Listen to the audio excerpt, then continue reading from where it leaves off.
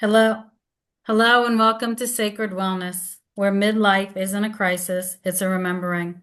In this space, we help women awaken and rise into who they were always meant to be. This is where we talk about the real journey of healing, mind, body, and soul, and what it truly means to come home to who you are becoming.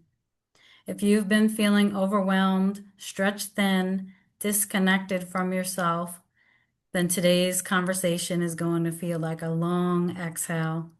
Today, I am joined by someone whose work is deeply aligned with the sacred wellness path. Kai Cox is an intuitive counselor whose work is deeply aligned. She supports people who are feeling overwhelmed and disconnected and sensing that they are ready for a deeper shift in their life. Her work is about helping people reconnect with their inner compass, that quiet inner knowing, so you can move forward with more clarity, balance, and trust.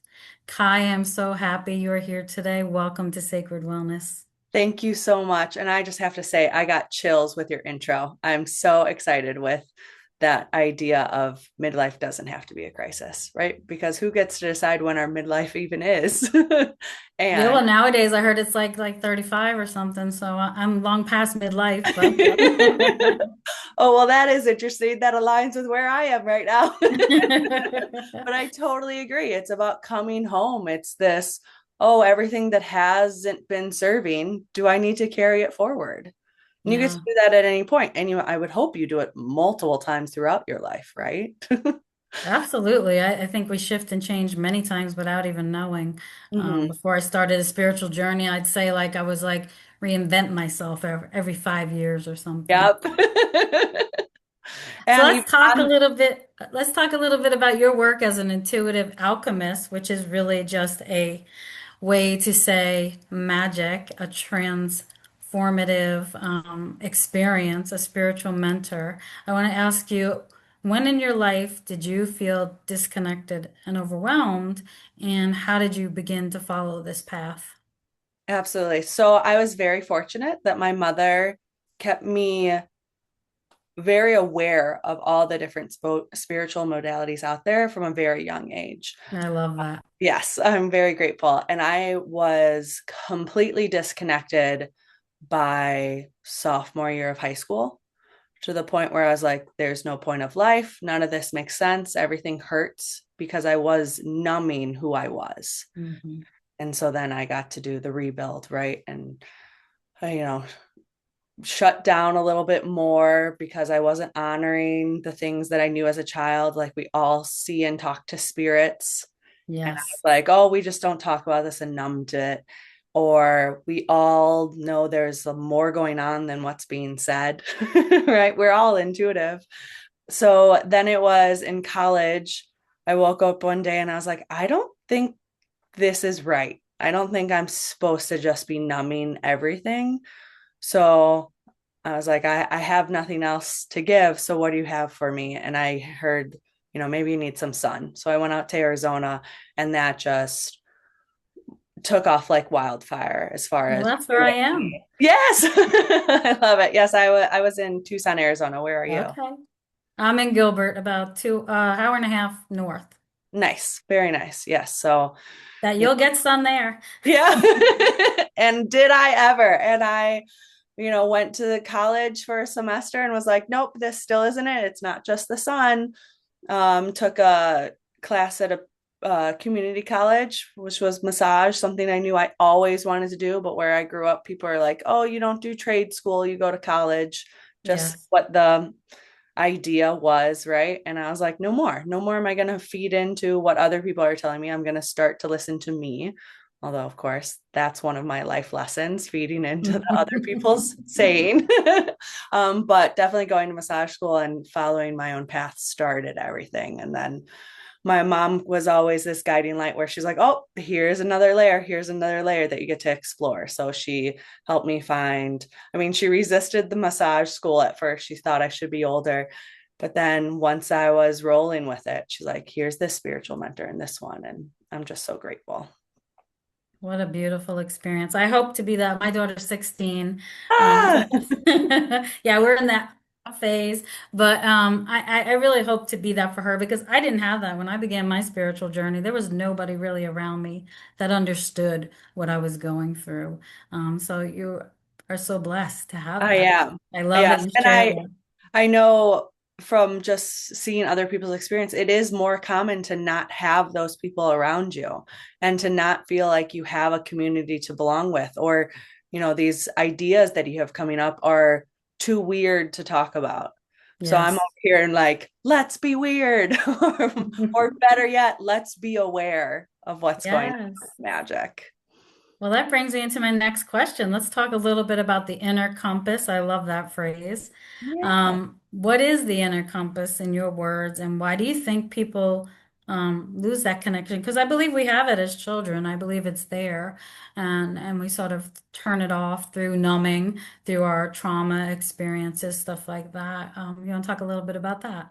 Absolutely. So in my eyes, society might be telling you what north is, but it's more important to find your true north. So that's why I say it's an inner compass. You get to go inward to find out where your energy, your physical being is pulling you towards.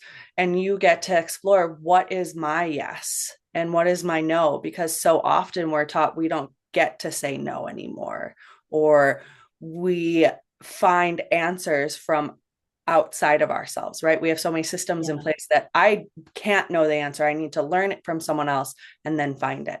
So, working with your inner compass for me, and if this is totally new, I invite you to just sit and feel where you feel pulled to. But for me, it's just remembering. It's a remembering of what you love, who you are, what you're looking to do in this lifetime, what purpose is. And those seem like really big questions, but they actually are really small steps. Am I waking up today doing one thing that feels purposeful? And then I get to fire or follow that and follow that. And what Mhm. I do in my work as a mentor holding that space for the inner compass is I help bring in your guides to ask the questions so that you can hear them clearly, to the point where you're then living a spirit guided life. You're then having these aha moment, and it gets to the point where you get to just say like, hey, let's celebrate this together, because then I get to be your biggest cheerleader besides yourself and your spirit team. And I absolutely love it to have those moments of just light coming on and being like, oh, I am radiating light because there's Yeah. light all around me. Oh, I love that. I think it's so important, and we do, as we age and life just sort of takes over, um, we have to come back to that. Lately, I've been talking to a lot of women, and it's about coming back to what we loved, whether is that drawing, is it dancing, Mhm. whatever it was for you, just to bring that fun and that joy into your life and to begin. I think that's really where it begins to sort of shift and change you. And in finding that reconnection. And I think we don't trust ourselves. You said it, we look outside of ourselves often for the answers, and the inside is where the answers are usually found, but often we just cannot hear them. So thank you for the work that you do, sharing with other people how to hear their spirit guides and their team say, hey, I'm here, pay Yeah. attention. And I love that point, because my most basic thing that I want people to hear, in the sense that, oh, we can all do this, right? Basic, not in a downgraded anything. But think about play, right? Just like you were saying, the drawing, the dancing. If you think about a child playing, whether you have children yourself or you've seen a child, they don't calculate, okay, I'm going to play with the blocks for 5 minutes. And then right when that's done, I'm going to move on to this. And then no, they go into a clean room, they completely mess it up. They have the best time, Mhm. and they're just following their intuition. And then we go through most structured systems where it's like, nope, you got to do things by the bell. So you don't have to hold that guilt that you lost yourself anymore. Mhm. You get to explore, okay, I chose to follow someone else's plan so that I could reawaken to my plan. Because then it comes in so much brighter, right? I Yeah. chose in my path to shut down at such a young age so that I would have that story, but not let it define who I am. And I think that's really important. So if you walk away listening to this and all you hear is, I'm going to go play, awesome. That is what your inner compass, your intuition, however you want to put it, your self awareness is begging for. We could all use a Yes, little more play. absolutely. Excuse me. I want to talk a little bit about, I love the term intuitive alchemy. Um, what does it really mean? And how is it in our lived experience? How do we sort of integrate that into our lived experience, right? Because you hit the nail on the head. 5 minutes of this, 5 minutes of that. We're going to go do this and do that. And as a society, we're very busy, very distracted. We've been taught from a young age, like you said, to live by the bell, to go to work, and we just follow the next path that's laid out before us. And often it is not our path at all. I could tell you from a child who was very, dreamy, very intuitive, very artistic. All of that got squashed at a very young age because those were not things that were sort of acceptable to be doing. So I want to talk a little bit about intuitive alchemy and what does it really mean to live it in a real life experience. Absolutely. So, alchemy, whenever I bring that up to people, they're thinking about the really big ones, right? Changing a metal to gold or water to wine. That's not what I'm claiming to do by any means. I am inviting this idea that we can completely change who we believe we are and who we wake up and tell ourselves that we are day to day. And we can do that in a moment, right? We can say, no more. I am the creative person. I know I'm co creating. We can say all of those things. So, intuitive alchemy is me holding the space for Mhm. people to have the awareness that's been sitting in their energetic field for a lifetime, for a couple moments. It doesn't really matter, but we're having those awarenesses and we're actually making shifts about the way we see ourselves, about the way we see the world, no longer being that human doing and simply Yes. being, which I know Mhm. is so popular to hear right now, but it's time for us to actually put it into action. And that's the alchemy of really saying, okay, what am I transforming in my life?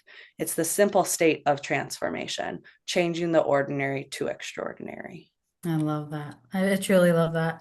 I want to tie that into a little bit about how that goes into the body, right? Because we talked about changing our mindset and our thinking about this, but how does that work into the body? Because, for so long I was so tuned out of my body until I began Reiki.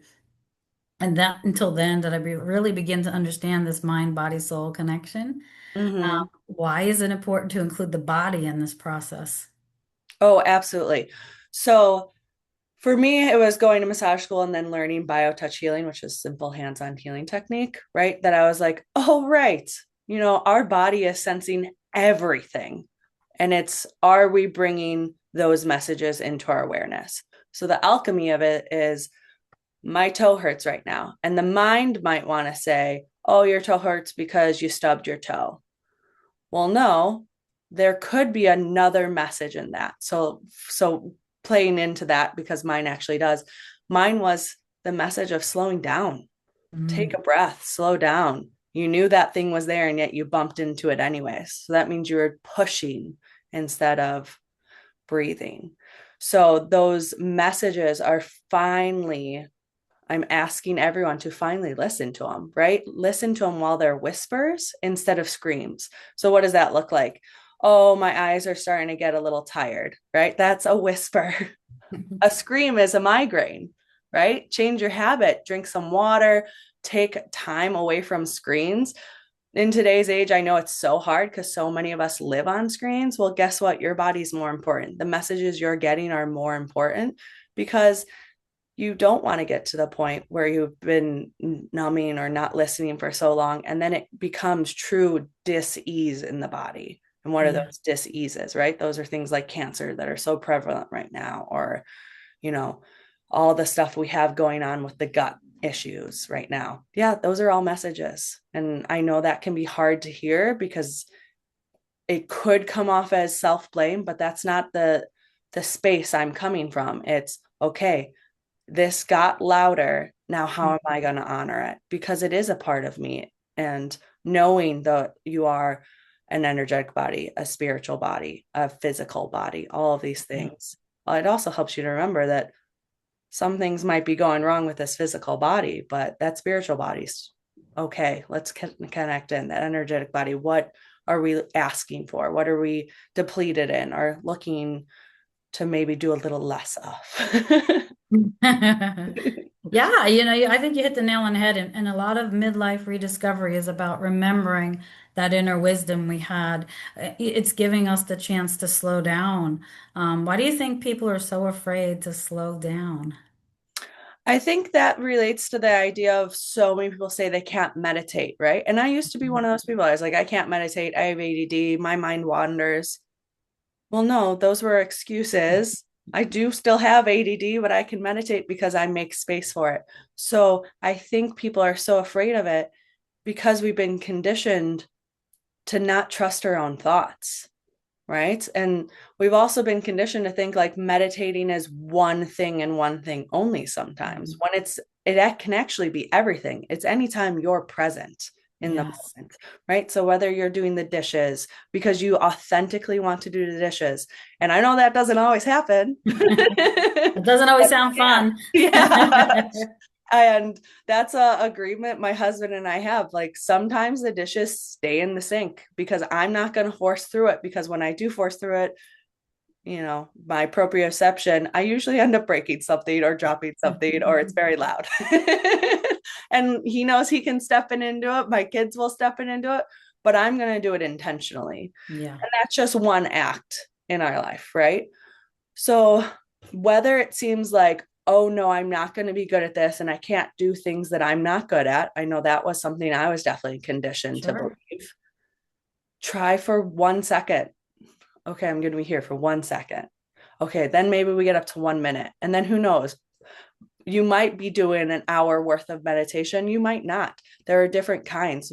I recently heard that the thought of sitting down and being quiet is more of a masculine energy of meditation, and feminine energy of meditation is actually improving. That's a funny. Including movement, right? There are certain movements we can do that help us meditate into our body, become more aware. So explore, find out. We're also taught as a young kid, most of us, right, have gone through it. No more exploring. You do task A, then you do task B. So explore whatever is exciting to you. Let's bring back or exploration because it's so important to our experience as a human.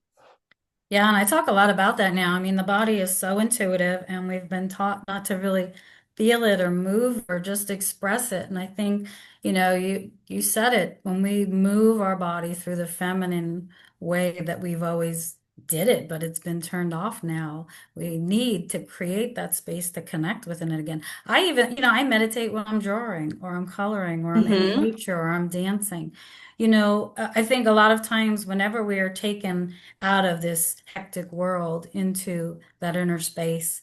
You may not even know that you're meditating while you're drawing. Mm-hmm. You may just realize all of a sudden that you feel like you're more calm, your nervous system is more balanced with whatever space you're creating. Talk a little bit about how people can begin to trust that inner knowing again. That's something huge for me, Mm-hmm. and a lot of my clients, because we've just been taught to look outside of ourselves and to look to everybody else. How does really someone begin again trusting themselves? So honoring those little glimpses, right? If you're sitting at the computer working and you're like, get up and get some water, and you're like, no, no, just finish this. No, take that step and get up and get some water, right? Who knows during those steps to go get the water, what inspiration will come in, and it could completely shift what you're currently working on. Or if you get the notion, go walk outside, awesome. Who knows what's going to come in during that time for your highest good and your highest good only. So if you're just starting, one, I always like to make sure you set the intention for my highest good and my highest good only, or my highest and best, wherever it is. But we know the only energy we're playing with is for our absolute best and highest. And then make a little space for play, right? It's so easy to be like, okay, I'm going to go on this retreat and it's going to be life changing. And then I go home and life is the exact same. And that's okay. We made space at least. But what if at your desk you have just a little puzzle you can do? Or if you get to do drop offs, right, for your kids, have Mhm. something in your car that, like, a crossword puzzle or something that gets you off your phone from just the mindless scrolling and gets you into, okay, this is something I look forward to again and something I Yeah. get to do for me, because we can incorporate it into our everyday task. I think that's so important. And it simply comes when we say, I'm going to allow space for play. Hmm. That's like sending a message to your whole spirit team, or if you don't resonate with that, your higher self, or if you don't resonate with that, right? Just your simple being to say, oh, I am in conversation Hmm. and I want to be a part of How beautiful. It really is true. Tell me a little bit about what a client can expect working with you. it. Absolutely. So, a one-to-one session with me in an intuitive counseling session looks like you getting to sit down with your spirit team. So, I hold the space as that open light to bring forth the messages and the questions to come from confusion and find our clarity. And I also, of course, get to be your biggest cheerleader in that, right? Because you'll be like, I don't know if I can do that. And I'm like, how's it going? Right? Did you do it? And if you didn't, there's also no judgment, because I'm not attached to the outcome. I'm just here saying you can absolutely do anything you wish to do. And then my mentorship is the deep dive, right? I've been exploring this and now I really want to know what it means for myself, right? Mhm. To say, I want to trust myself again is a huge thing for people to say. And that's what I aim to hold space for. Can I guarantee you will trust yourself again? Maybe not to the extent that you want to be like, oh, I trust every single thought I've ever had. Well, no one does. We're still human. We're this human having an experience, but you can make decisions and also see the magic, which is what my life is about, right? You get Yeah. to see magic in every turn. If you go for a walk and you see the same thing every single day, well, let's invite some magic, because I guarantee you can see something different that's new and exciting every single day, or even with the same drive, right? Yeah. Anytime I get into the car, I first send my runners to get me there safely in the best parking spot. And then I want to be amazed. The other day, I almost had to pull over because I thought I saw an eagle. And I was like, I don't think that's possible. There aren't just eagles where I am, but it's still that magic of like, oh, there's the message. That's what it looks like to work with me, right? There's the message I've been looking for. And now I get to decide what I do with it. Yeah. And so it sounds like, they're going back again to looking at those things that amaze them. I mean, if you look at the eyes through a child, Mm-hmm. they are so curious, and that curiosity is what I believe truly builds our connection with our higher self, our soul. Because, the more we ask, oh, send me a feather, if it's as simple as that, they will. I remember my son passed. He passed about 6 years ago, but I was like, I want an A in the clouds, and I want to be able to see it clearly that it's an A. And there was this A cut out, stamped out. I put no restrictions around when or where. It was just something I was doing on our drive. And lo and behold, like an hour in, there's this clear A in the Oh, cloud, cut I out like a love little that. stamp. And I was like, oh my gosh. And so I think that begins for you to learn to trust yourself through that, because you're asking and they're sending. I remember the first vision I had too. It was a guy with glasses and curly hair. And I'm like, well, what does this even mean? But then we went to the restaurant last night, and his name was Vic. And then we went to a restaurant that night, and here was our waiter. His name was Vic, Of curly course. hair and and I'm like, wow, Oh, that's it's that's just really so interesting. right. And it just makes your body light up. It just feels so good. It's Yes. like getting into a perfectly temperatured bath, right? It's just like, oh, I love this. And to know that our loved ones, once they pass, are Mhm. still with us.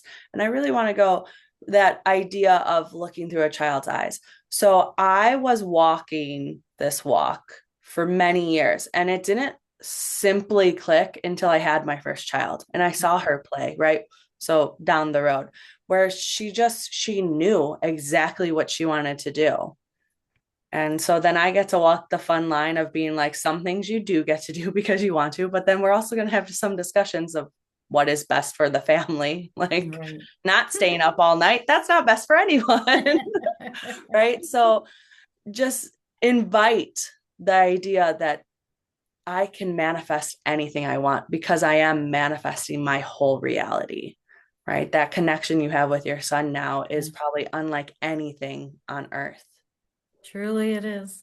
And I think when we start to believe that the connection with ourself is truly the most important relationship that we can have, loving ourselves, caring for ourselves, Mhm. learning, to put those limited beliefs that we had about things to the side so that we can grow and expand for the reasons that we were meant to. I want to thank you, Kai, so much for being here and for bringing this grounded wisdom and gentleness into the space today.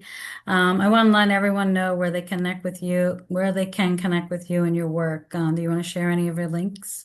Yes, absolutely. So my website is kaicox.info, and on social media, I am Kai Cox Intuitive. So Awesome. on YouTube or Instagram, all those good things. I would love to connect. And if you want to share your story or if you want to ask a question, I'm here. That's what I'm here for. Awesome. And I will share those in the episode description as well. If today's episode spoke to you, take a breath with that. Take a few moments, like Kai said, to sit with that. You know, I think often we feel like we're behind. Hmm. We're trying to catch up or we're broken. And we're just simply in the middle of remembering who you are. And that's why the work that Kai does and the work that I do here and in my healing practice is so important for people to start to look at. If this episode resonated with you, please share, like, and subscribe. And as always, sacred wellness is about coming back to yourself gently and truthfully. Thank you, and I will see you next week. Thank you, Kai, so much for joining us.